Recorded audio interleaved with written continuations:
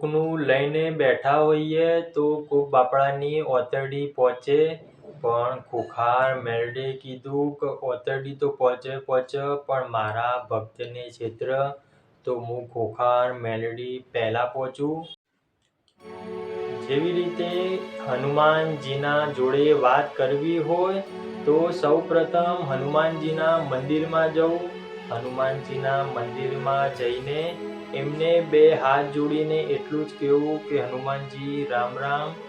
હનુમાનજી એમના પ્રભુ રામનું નામ લેવા માટે બે ઘડી તો તમારા સમક્ષ આવી જ જશે અને તમને પણ રામ નામ જરૂર કહેશે. તો એવા ભક્ત આપણે પણ બનવાનું છે.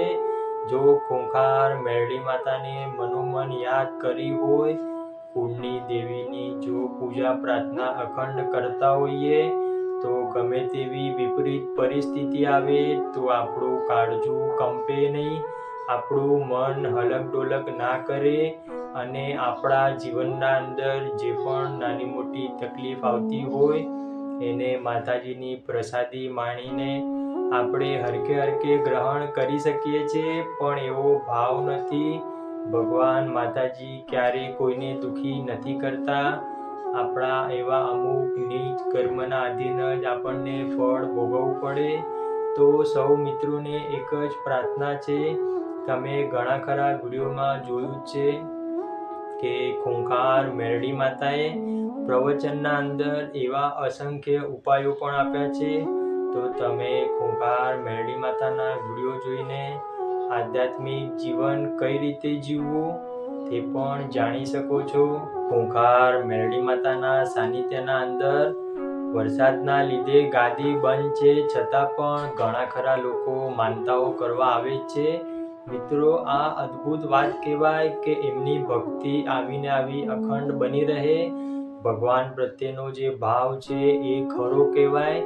ઘણા ખરા ભક્તોને તમે જોયું જ હશે કે એમને રામવાળી મેરડીમાં મનોમન વાત કરતી હોય.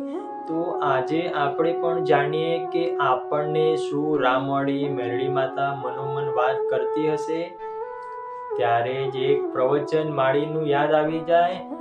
જો તમે આ પ્રવચન સાંભળ્યું હોય તો તમને પણ આ વસ્તુનો ખ્યાલ જ હશે કે માળીએ એમના સ્વમુખે જ કીધું હતું કે જ્યારે તમે ઘોડિયામાં હેંકતા હતા ત્યારે તમારી કુળની દેવીએ તમારો હાથ પકડી લીધો હતો, પણ હજુ સુધી આપણે એવી ઓળખાણ નથી કરી. એટલા માટે આપણે કુળની દેવી જોડે વાત નથી કરી શકતા. તો એનું એક જ કારણ છે કે આપણું જીવન આધ્યાત્મિક નથી. જો આપણું જીવન આધ્યાત્મિક હોત તો આપણને ખરેખર ખ્યાલ આવી જ જાય.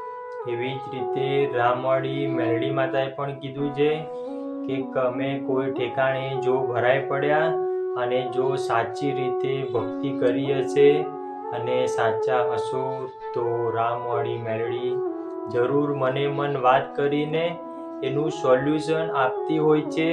પણ એ ભક્ત હજી સુધી સમજી નથી શકતો. તો એનું એક જ કારણ છે કે આપણે આધ્યાત્મિક જીવન નથી જીવી રહ્યા. આપણું આધ્યાત્મિક જીવન હોત તો આપણું જીવન ક્યારનું એ પરિવર્તન થઈ ગયું હોત.